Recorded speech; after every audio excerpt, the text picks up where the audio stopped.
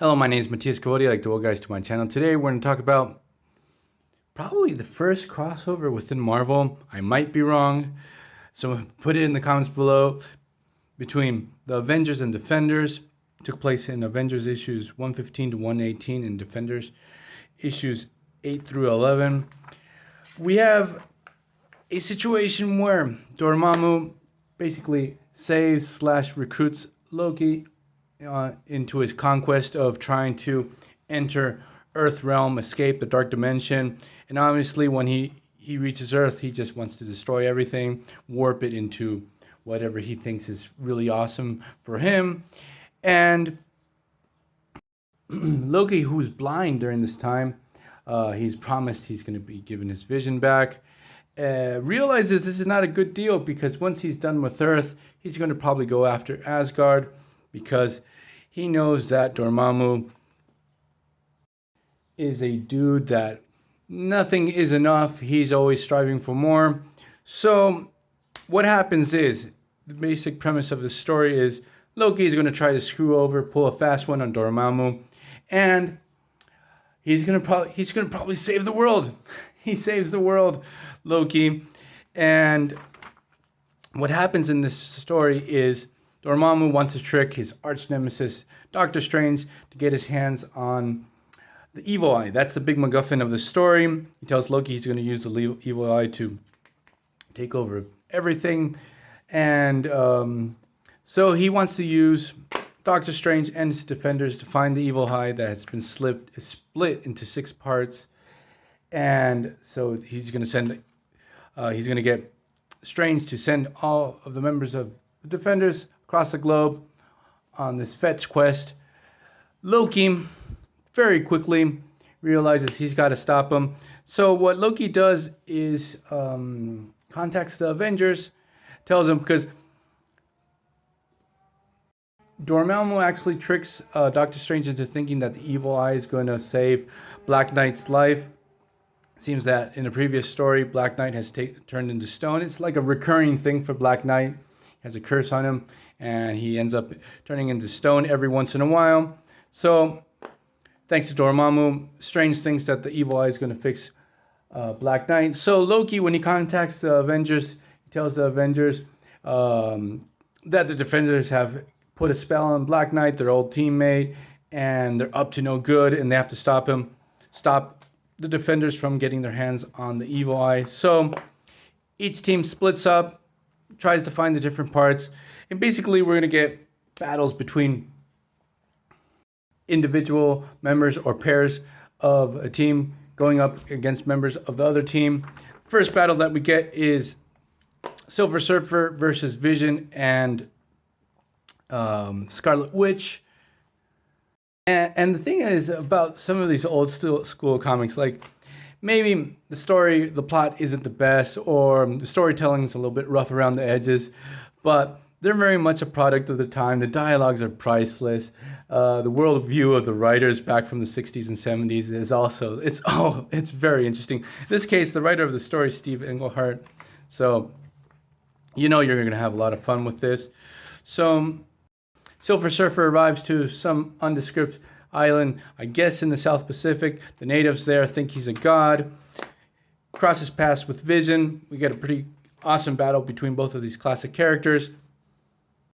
Poor Scarlet Witch doesn't do much in this battle. She's pretty much just a damsel in distress, literally, because the natives actually, to stop this volcano that went into eruption, put her body in front of the lava to give her up as a ritual sacrifice to stop this lava from destroying their island. So Vision has to stop his battle with Silver Surfer. He lets Silver Surfer get away with the piece of the evil eye to rescue his love. It's priceless. I have my neighbor, I'm not sure where it's coming from, is learning how to play the violin. I'm a musician. I play the bass.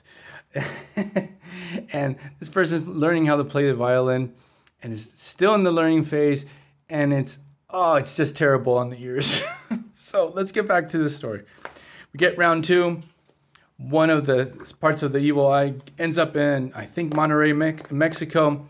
We have Hawkeye squaring off against Iron Man.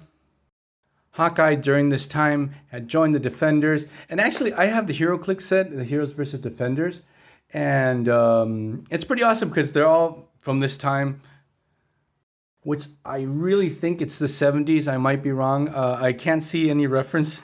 Like some of these compilation issues that get published here in Latin America sometimes lack some basic information, but I'm really sure this is from the 70s, early 70s. Might be wrong. I'm going to check it out and put in the description below. So we get a brief battle between Iron Man and Hawkeye. And the interesting thing is, Hawkeye actually started off as an Iron Man villain, so it's sort of fitting to see a rematch between both of these characters. Here we have Clint pulls a fast one on Tony, is able to get the evil eye. Then we have a battle between Doctor Strange versus Black Panther and Mantis. You know, for some reason, I never liked the character of Mantis. I don't know why. She seems to be a pretty interesting character, but tying her mythos with the whole thing with the Kotati and stuff like that, those weird plant hippie aliens, for some reason, it's always been a turnoff for me. And that's why I just really never liked this character much. But the thing is, Doctor Strange is able to come out on top. Basically, up until this point, the Defenders are mopping the floor with the Avengers. The next battle that we get is Swordsman versus Valkyrie. And like as of late, I've been reading quite a few Avengers stories where Swordsman pops up and he gets his ass kicked in every single story. Like, you know, he's gonna get a beating. Valkyrie completely clobbers the guy, gets the evil eye part. And another thing that I've noticed, because I've been reading quite a few like these tournament style stories, is Namor goes up against Captain America, and always like Captain America is like the voice of reason, and at the end of the battle decides to not fight and try to talk and try to resolve the problem. First they battle because you need some entertainment and you want to see action, especially a classic battle between Namor and Captain America. But he's like he's the voice of reason, like be it in this story, be it I saw it recently in Marvel versus DC with Batman, or recently I saw it with Avengers versus Ultra Force. He's like the only dude who's like willing to stop and think. And between this battle, they actually have to join forces, Namor and Captain America, because Sunfire, because the evil eye popped up in Japan, jumps into the fray and steals the evil eye from them, so they team up to get it back. And we have Sunfire with his old classic look. And the final battle we have between Thor and the Incredible Hulk, that here he seems pretty pudgy. And going back to the swordsman's fight with Valkyrie, there's a really funny line where Swordsman says, "I have to thank the people of South America," and he repeats that one on a couple of occasions. Like everyone in South America is one big monolithic group. Like they're battling in Bolivia, in this Nazi castle in Bolivia. But it's always been very funny and sort of insulting to me, like especially during this time, that when they refer to South America, they think it's just one big thing. Everything is the same. So that aside, we get a classic battle between Thor and Hulk. Everything's resolved in one panel.